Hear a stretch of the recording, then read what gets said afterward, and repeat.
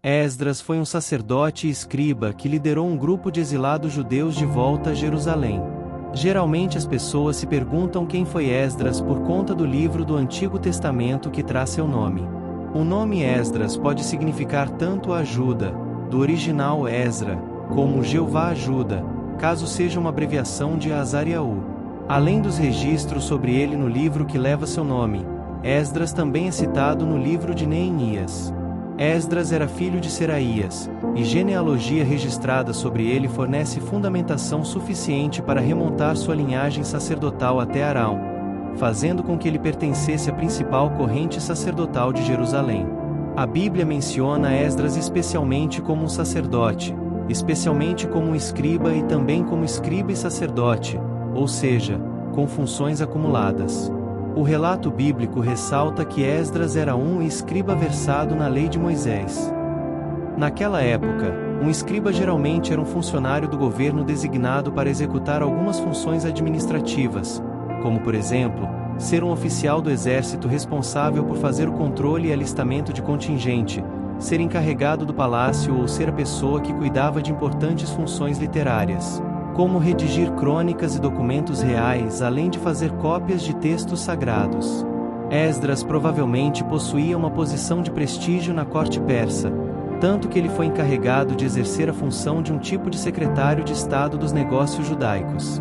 Assim, o termo escriba aplicado a ele pode fazer referência tanto à sua autoridade governamental como à sua função de doutor da lei de Deus, sendo essa última aplicação a mais enfatizada no relato bíblico. Esdras foi enviado a Jerusalém em 458 a.C., por Artaxerxes I. O objetivo de sua ida a Jerusalém era para que ele avaliasse as condições civis e religiosas do povo judeu que estava habitando ali e nas regiões circunvizinhas, a fim de também estabelecer as reformas necessárias. Para isso, Esdras recebeu autoridade para fazer nomeações dentro do Estado judaico, além de recursos, bens e alguns incentivos fiscais relacionados ao serviço no templo. Então ele reuniu um grupo formado por exilados que desejavam voltar para Jerusalém, e depois de jejuar e orar, ele liderou esse grupo rumo ao território de Judá. Quando ele chegou a Jerusalém, o que encontrou foi uma comunidade muito pobre e culturalmente atrasada em relação aos judeus que estavam estabelecidos na Babilônia, de modo que havia ali grandes dificuldades. Esdras se empenhou na reconstrução da comunidade judaica. Seu principal foco se deu quanto à questão dos casamentos mistos. A maioria dos judeus havia se casado com mulheres estrangeiras e adotado suas práticas pagãs.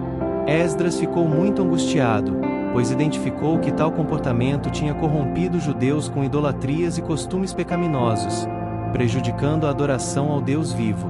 O povo reagiu bem à atitude proposta por ele, e alguns rejeitaram suas esposas pagãs.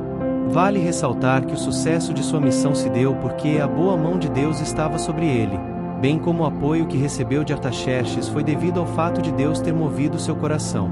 Esdras e Neemias exerceram seus ministérios de forma simultânea durante algum tempo. Após os eventos narrados em Esdras 10, nada se sabe sobre ele até sua aparição novamente em Neemias 8, em 444 a.C., quando leu publicamente a lei. Falando sobre Esdras e Neemias, vale dizer que existe uma discussão entre os estudiosos sobre a cronologia envolvendo esses dois homens. Tradicionalmente é aceito que ele chegou a Jerusalém antes de Neemias, mas algumas interpretações modernas questionam essa posição. Além de detalhes textuais, como por exemplo, a menção de um muro e a possibilidade de Artaxerxes e ser na verdade Artaxerxes II, o principal ponto de discussão é o estado de alienação encontrado por Neemias quando chegou a Jerusalém, algo que parece confrontar as reformas de Esdras e sua própria presença ali. Certamente os problemas encontrados por Neemias, sobretudo com relação à imoralidade, dificilmente poderiam ter ocorrido se Esdras estivesse em Jerusalém. Todavia, o livro Esdras-Neemias favorece a posição de que Neemias, de fato, chegou depois dele. A solução mais provável para essa questão é a de que Esdras poderia ter estado em Jerusalém temporariamente e depois retornado à corte da Pérsia, algo semelhante ao que ocorreu também com o próprio Neemias. Se assim for, então ele retornou mais tarde a Jerusalém onde participou, juntamente com Neemias, de novas reformas. Sobre a menção a é perfeitamente aceitável que seja uma linguagem figurada fazendo referência à proteção concedida aos judeus que retornaram do exílio na Babilônia. Quanto à confusão com o nome do rei persa, realmente não há qualquer evidência que possa sustentar essa hipótese. Assim, a melhor sugestão sobre a cronologia desse período é a de que Esdras chegou a Jerusalém em 458 a.C. e Neemias em 445 a.C. É possível que ele tenha sido contemporâneo, pelo menos durante algum tempo, do profeta Malaquias. Esdras é reconhecido como um homem que exerceu uma função editorial de grande importância em algumas partes das escrituras do Antigo Testamento. Aqui é importante dizer que originalmente os livros de Esdras e Neemias constituem uma única obra, e apesar do seu autor, em sua forma final, ser desconhecido, a tradição aponta Esdras como principal autor dessa obra, no sentido de que a maior porção dos textos presentes no conjunto Esdras-Neemias foi escrita por ele. Devido à sua competência literária inegável, a tradição judaica atribui muito respeito a Esdras, inclusive considerando que ele tenha sido o autor principal de 1ª e 2ª Crônicas. Entretanto, não existem evidências conclusivas nas escrituras ou mesmo na história para afirmar que Esdras foi autor dos livros de Crônicas, além de que também existem particularidades que sugerem algumas diferenças entre os livros de Crônicas e Esdras-Neemias. Seja como for, ainda assim é bem possível que Esdras tenha contribuído de alguma forma para a composição da redação de Crônicas. Sem dúvida, a liderança espiritual que ele exerceu no período pós-exílico foi muito importante, de modo que alguns o consideram como sendo o fundador do judaísmo, ou, pelo menos, o maior influenciador da resistência e o apego à tradição diante da invasão do helenismo. Quando falamos sobre quem foi Esdras, também precisamos mencionar que outros 2 personagens bíblicos são mencionados com esse nome. Ambos também eram sacerdotes e são mencionados no livro de Neemias. Esdras foi uma figura extremamente importante na história de Israel, especialmente durante o período pós-exílio babilônico. Ele era sacerdote e escriba, sendo amplamente reconhecido por seu papel na restauração espiritual e religiosa do povo de Israel. Esdras desempenhou um papel crucial na reintrodução e no ensino da lei de Moisés ao povo de Israel. Após o retorno do exílio na Babilônia, muitos judeus haviam se afastado das práticas religiosas e culturais prescritas pela Torá. Esdras liderou uma reforma espiritual ao ensinar o povo sobre a lei e incentivar sua observância. Ele promoveu reformas significativas na sociedade judaica, corrigindo desvios morais e religiosos. Um exemplo foi sua iniciativa para combater os casamentos com estrangeiros, que eram vistos como uma ameaça à identidade religiosa e cultural do povo judeu. Esdras buscava preservar a pureza do culto a Deus. Como líder, Esdras ajudou a reestruturar a comunidade judaica em Jerusalém.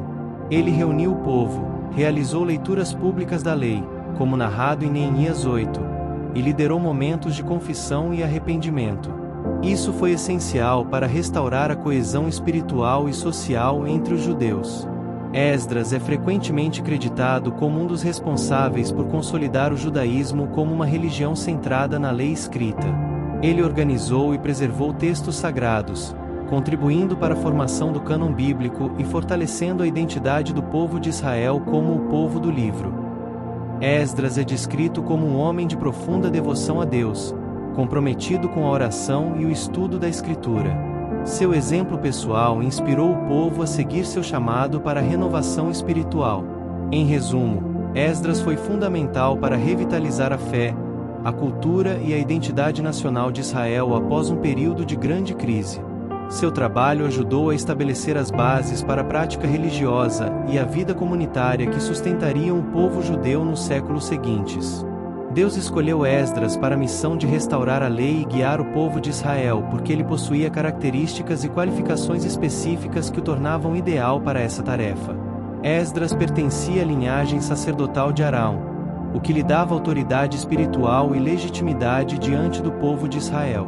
Além disso, ele era um escriba habilidoso e profundamente conhecedor da lei de Moisés. Sua formação e dedicação o capacitavam a ensinar e interpretar a lei com fidelidade. Porque Esdras tinha preparado o coração para buscar a lei do Senhor, e para cumprir, e para ensinar em Israel os seus estatutos e juízos. Esdras não apenas conhecia a lei, mas também vivia de acordo com ela. Ele era um homem que buscava sinceramente agradar a Deus em todas as áreas de sua vida, mostrando um coração disposto a obedecer e ensinar. Deus procura pessoas cujos corações estejam dispostos a segui-lo e que sejam instrumentos para cumprir seus propósitos. Esdras se destacou por sua devoção e zelo pela palavra. Esdras era um líder espiritual e intelectual que combinava conhecimento da lei com sabedoria prática. Ele não era apenas um estudioso, mas também alguém capaz de liderar o povo em oração, arrependimento e renovação espiritual. Essa combinação de habilidades era crucial para o momento delicado de restauração pós-exílio. Esdras reconhecia que o sucesso de sua missão não dependia de sua própria força, mas do favor e da mão de Deus. Ele buscava constantemente a orientação divina por meio de oração e jejum, como quando pediu proteção para a viagem de volta a Jerusalém. E proclamei ali um jejum junto ao rio Ahava, para nos humilharmos perante o nosso Deus, para lhe pedirmos caminho direito para nós, para nossos filhos, e para toda a nossa fazenda. Deus escolheu Esdras porque ele foi moldado e colocado no lugar certo, no momento certo. Após o exílio babilônico, o povo de Israel precisava de um líder espiritual capaz de restaurar a identidade religiosa e nacional. A escolha de Esdras mostra como Deus levanta pessoas específicas para cumprir seus propósitos em tempos de necessidade. Esdras não se limitou a ensinar a lei de forma acadêmica. Ele se importava profundamente com o bem-estar espiritual do povo. Ele liderou com compaixão, buscando o arrependimento coletivo e a renovação da aliança com Deus. Deus escolheu Esdras por sua linhagem sacerdotal, conhecimento da lei, vida íntegra, humildade e comprometimento com o povo e a palavra. Ele era a pessoa certa, com o coração certo, para cumprir uma missão de grande importância espiritual e histórica. A escolha de Esdras também reflete a soberania de Deus, que capacita aqueles que Ele chama para realizar sua obra. Essa é a história do Esdras. Se você gostou dessa história, deixa seu like. Comente o que você achou dessa história. Não esqueça de se inscrever em nosso canal. Compartilhe com mais pessoas essa mensagem. Agora vamos fazer uma oração. Senhor Deus Todo-Poderoso, Tu és fiel e compassivo, aquele que nunca abandona o Teu povo. Assim como chamaste e capacitaste o Teu servo Esdras, hoje nos colocamos diante de Ti com corações humildes, pedindo que nos moldes para a Tua vontade. Ó Deus, ensina-nos a amar a Tua palavra como Esdras amou, a buscá-la com dedicação, a vivê-la com fidelidade, e a compartilhá-la com coragem e humildade. Que os nossos corações estejam sempre preparados para ouvir e obedecer a Tua lei. Ajuda-nos, Senhor, a sermos instrumentos de restauração, guiando aqueles ao nosso redor ao arrependimento, à renovação da aliança contigo e a um caminho de santidade.